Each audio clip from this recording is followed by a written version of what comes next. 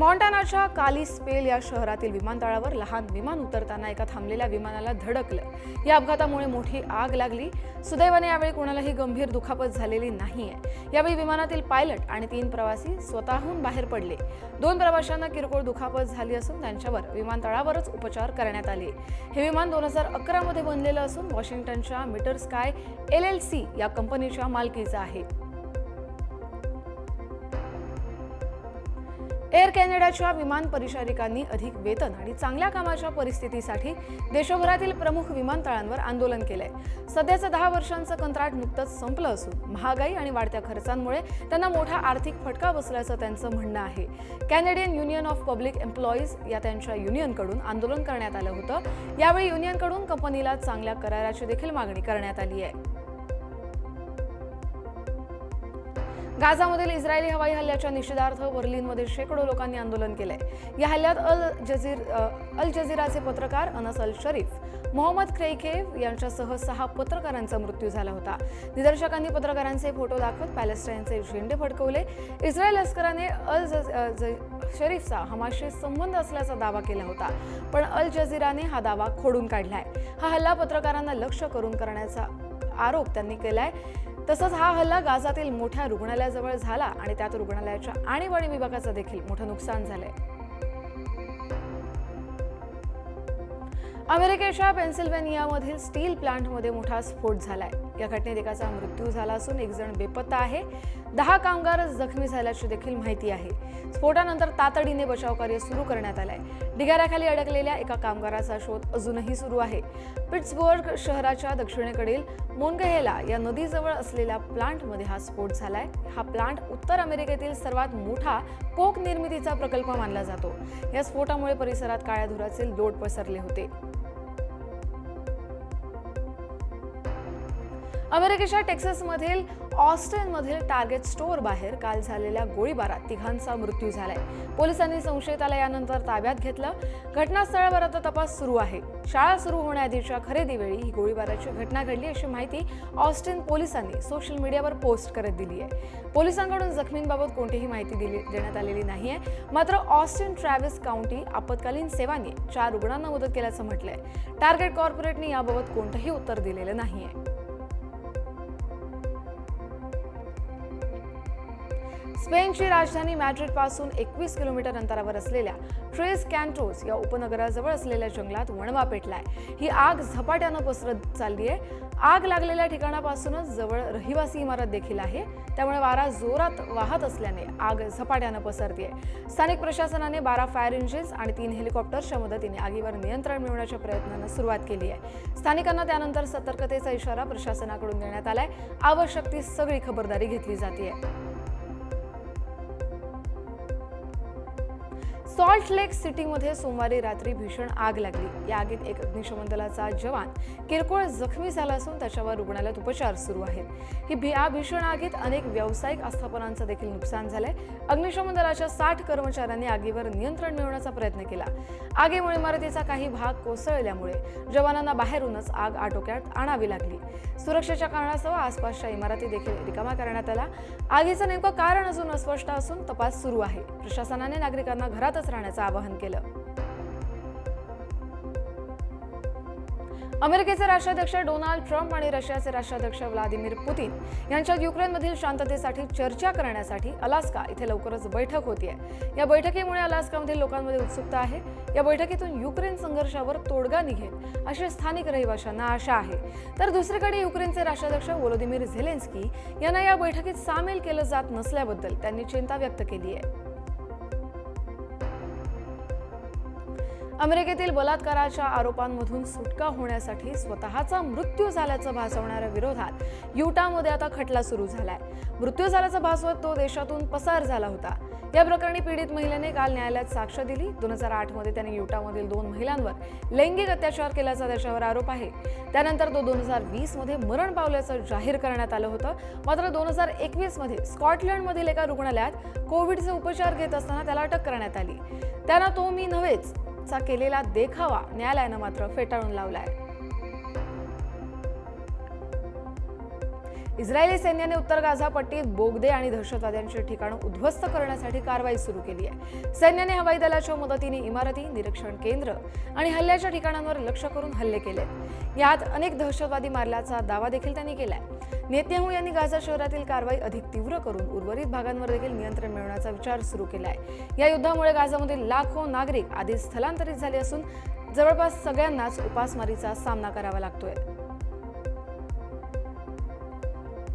पश्चिम आफ्रिकेतील माली या देशाची राजधानी बमाको इथे गेल्या 13 वर्षांपासून सुरक्षित ठेवलेली प्राचीन हस्तलिखितं अखेर त्यांच्या मूळ ठिकाणी म्हणजे टिम्बक्टू या शहरात परत आणण्यात आली आहेत.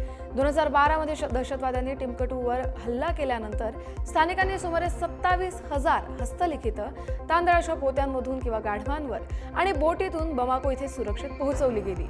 यात इस्लाम, खगोलशास्त्र, वैद्यकशास्त्र, गणित आणि इतिहास यासारख्या विषयांची माहिती आहे. युनेस्कोने त्यांना जागतिक सांस्कृतिक वारसाचा दर्जाही दिलाय. टिम्बक्टूत कोरडं हवामान असल्याने त्यांना तिथेच ठेवण्यात आलंय. फोर्ड मोटर कंपनीने केंटकी इथल्या लुईव्हिल या कारखान्यात इलेक्ट्रिक वाहनांच्या निर्मितीसाठी तब्बल $2 अब्ज गुंतवणूक करण्याचा निर्णय घेतलाय. गेली 70 वर्ष पेट्रोलवर चालणाऱ्या गाड्या तयार करणाऱ्या या प्लांटमध्ये आता इलेक्ट्रिक गाड्यांचं उत्पादन होणार आहे. स्वस्त आणि किफायतशीर इलेक्ट्रिक पिकअप ट्रक्स तयार करून बाजारात चांगली स्पर्धा निर्माण करण्याचं कंपनीचं उद्दिष्ट आहे. 2027 पासून या प्लांटमध्ये 4 दरवाजांचे मध्यम आकाराचे इलेक्ट्रिक ट्रक्स तयार होतील. या गाड्यांसाठी लागणाऱ्या बॅटऱ्या मिशिगनमधील फोर्डच्या दुसऱ्या युनिटमध्ये तयार होतील.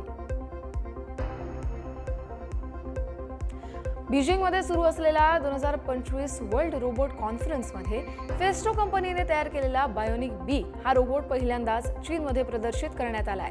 या रोबोटने सगळ्यांचंच लक्ष वेधलं. हा रोबोट छोटा, हलका आणि अत्यंत अचूक रचनेचा असून त्याचं वजन फक्त 34 ग्रॅम इतकं आहे. त्याची लांबी 22 सेंटीमीटर असून पंखांचा विस्तार 24 सेंटीमीटर आहे. 3D प्रिंटिंगच्या मदतीने तयार झालेल्या या रोबोटमध्ये फ्लॅपिंग यंत्रणा, नियंत्रण युनिट्स, संचार मॉड्यूल्स आणि मल्टी सर्किट सिस्टम्स आहेत. बायोनिक लर्निंग नेटवर्कमधील हा सर्वात छोटा आणि प्रभावी रोबोट मानला जातोय. वॉलमार्ट सारख्या कंपन्या आता ड्रोनद्वारे आईस्क्रीम सारख्या वस्तूही घरपोच पोहोचवू लागल्यात. ही सेवा अजून अमेरिकेत काही भागातच मर्यादित आहे, पण फेडरल एव्हिएशनच्या नव्या नियमांमुळे लवकरच ती मोठ्या शहरातही विस्तारली जाऊ शकते. ड्रोन डिलिव्हरीमुळे वाहतूक टाळता येते, प्रदूषण कमी होतं आणि दुर्गम भागातही वस्तू पोहोचवता येतात. सध्या एका डिलिव्हरीचा खर्च सुमारे $13.50 इतका आहे, जो सामान्य वाहनांच्या तुलनेत जास्त आहे. काही लोकांना ड्रोनच्या आवाजाचा त्रास होतोय, तर काहींनी मात्र ही सेवा खूप सोयीची असल्याचं म्हटलंय. शांघाय वाईल्ड ॲनिमल पार्कमध्ये आता पर्यटकांना दररोज रात्री 8:30 वाजता स्वान लेकवर रंगीबेरंगी ड्रोन लाईट शो पाहता येणार आहे. या शोमध्ये शॅडो आणि लाईट्सचा छान संगम पाहायला मिळेल. शेकडो ड्रोन्स एकत्र उडत विविध आकृती, रंग आणि नमुने तयार करतात, ज्यामुळे संपूर्ण वातावरण रंगीबिरंगी होऊन जातं. अत्याधुनिक तंत्रज्ञानाच्या मदतीने तयार झालेला हा शो निसर्ग आणि आधुनिकतेचा सुंदर संगम दाखवतो. वन्यजीवांच्या अनुभवासोबतच पर्यटकांना आता एक अनोखा, अविस्मरणीय, प्रकाशमय अनुभव मिळतोय. या नवीन उपक्रमामुळे शांघाय वाईल्ड ॲनिमल पार्कला पर्यटक उत्साहानं भेट देत आहेत. मध्य प्रदेशच्या दमोह जिल्ह्यातील तेंदुखेडा इथे खताच्या तुटवड्यामुळे शेतकऱ्यांनी रोष व्यक्त केला. खत वितरण केंद्रावर खत मिळण्यात अडचणी आल्याने शेतकऱ्यांनी संतापून ट्रकमधील खताच्या गोणी लुटल्या. पोलिसांनी मध्यस्थी करून वाद थांबवण्याचा प्रयत्न केल्यानंतर शेतकऱ्यांनी पोलिसांमध्ये वादावादी देखील झाली. त्यामुळे घटनास्थळी तणावाचं वातावरण होतं. प्रशासनाने वेळेवर आणि पुरेसं खत न पुरवल्याचा आरोप या शेतकऱ्यांनी केलाय. याआधी देखील या भागात खत टंचाईमुळे अशा प्रकारची आंदोलनं झाली होती. सध्या तिथली परिस्थिती नियंत्रणात असल्याची माहिती आहे. छत्तीसगडमधील भाटापारा इथे मेळ्यातल्या पाण्यात बसलेल्या एका महिलेचा तोल गेला, मात्र ती खाली पडता पडता वाचली. या महिलेने जवळच असलेल्या पाण्याच्या रॉडला पकडल्याने ती तिथेच लटकली. त्या क्षणी पाण्यात बसलेल्या एका तरुणाने प्रसंगावधान राखत झोक्यावर चढून या महिलेला सुरक्षितपणे वर खेचलं आणि मोठा अनर्थ टाळला. या दोघांच्याही धाडसाची आणि समयसूचकतेची प्रशंसा केली जाते. या घटनेचा व्हिडिओ आता सोशल मीडियावर व्हायरल झालाय. मात्र या घटनेनंतर तुम्ही पाण्यात बसल्यावर किती काळजी घेतली पाहिजे याचं महत्त्व अधोरेखित झालंय.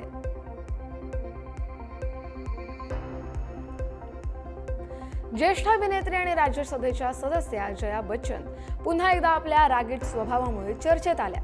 दिल्लीतील कॉन्स्टिट्यूशनल क्लबमध्ये एका व्यक्तीने जया बच्चन यांच्यासोबत सेल्फी घेण्याचा प्रयत्न केला, तेव्हा जया बच्चन यांनी त्याला जोरात ढकललं आणि त्याच्यावर त्या ओरडल्या. याच घटनेचा व्हिडिओ आता सोशल मीडियावर तुफान व्हायरल होतोय.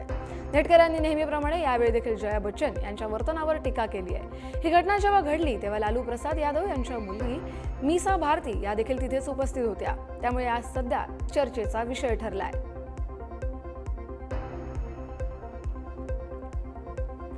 उत्तर प्रदेशातील हापुड जिल्ह्यातील गढमुक्तेश्वर इथल्या ब्रज घाटावर 2 तरुणांनी जीवघेणा स्टंट केल्याचा व्हिडिओ सोशल मीडियावर व्हायरल झालाय. गंगा नदी सध्या धोक्याच्या पातळीवरून वाहते, तरीही हे तरुण भर नदीत एका बोटीच्या छतावर उभे राहून स्टंट करताना दिसले. हा स्टंट पाहणाऱ्यांनी आणि सोशल मीडियावर व्हिडिओ पाहणाऱ्यांनी यावर तीव्र प्रतिक्रिया देखील व्यक्त केल्या आहेत. प्रशासनाने अशा धोकादायक कृत्यांवर कारवाई करावी अशी मागणी आता जोर धरू लागली आहे.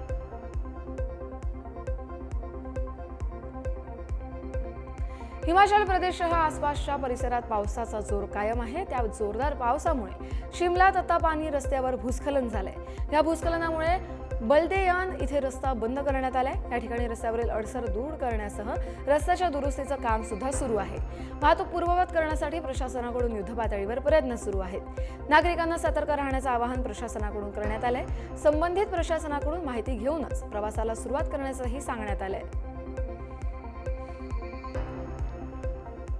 कर्नाटकच्या वांदीपूर व्याघ्र प्रकल्पात जंगली हत्तीच्या हल्ल्यातून केरळमधील एका पर्यटकाचा प्राण थोडक्यात वाचलाय.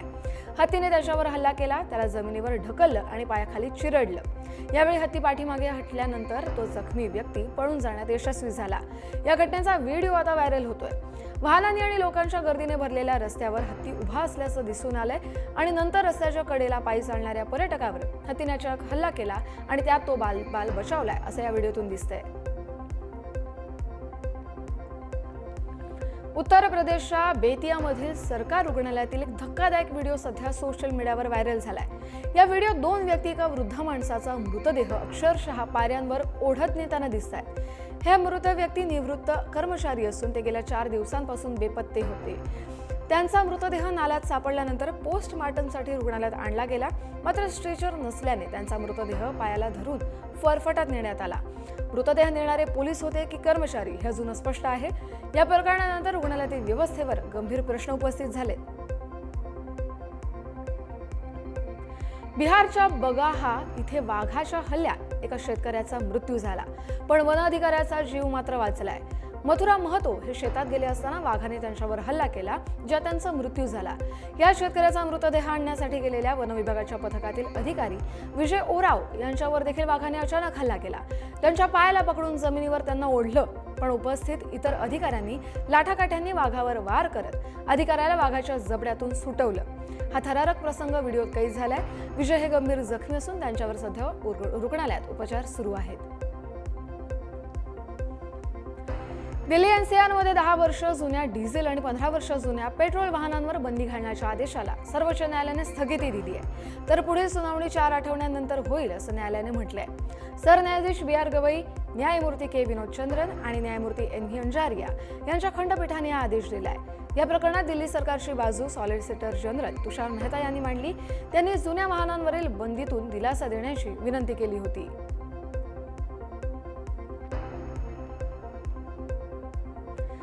जम्मू काश्मीरच्या श्रीनगरमध्ये तिरंगा रॅली काढण्यात आली आहे. या स्वातंत्र्य दिनाच्या उत्साहात जम्मू काश्मीरचे उपराज्यपाल मनोज सिन्हा आणि मुख्यमंत्री उमर अब्दुल्ला सहभागी झाले. श्रीनगरच्या प्रसिद्ध डल लेक या परिसरात तिरंगा यात्रा काढण्यात आली होती. जम्मू काश्मीरमधील शेकडो नागरिक सुद्धा मोठ्या संख्येने सहभागी झाले. भारत माता की जय आणि वंदे मातरमच्या घोषणांनी संपूर्ण परिसर दुमदुमून गेला. ही यात्रा जम्मू काश्मीरमधील एकता आणि राष्ट्रप्रेमाचं प्रतीक म्हणून पाहिलं जातंय. स्वातंत्र्य दिनाच्या पार्श्वभूमीवर डोडामध्ये एक ऐतिहासिक तिरंगा रॅली आयोजित करण्यात आली. यात तब्बल 1508 मीटर लांबीचा राष्ट्रध्वज वापरण्यात आला, जो रॅलीचं प्रमुख आकर्षण ठरला. या रॅलीत शालेय विद्यार्थी, सरकारी अधिकारी, सामाजिक कार्यकर्ते आणि स्थानिक नागरिक मोठ्या संख्येने सहभागी झाले. विद्यार्थ्यांनी अभिमानाने तिरंगा हातात घेत रॅलीत सहभाग नोंदवला. यावेळी जय हिंद आणि वंदे मातरमच्या घोषणाने डोडा शहर दुमदुमून गेलं. डोडामध्ये पार पडलेल्या या उपक्रमाने एकतेचा आणि राष्ट्रप्रेमाचा सशक्त संदेश दिलाय.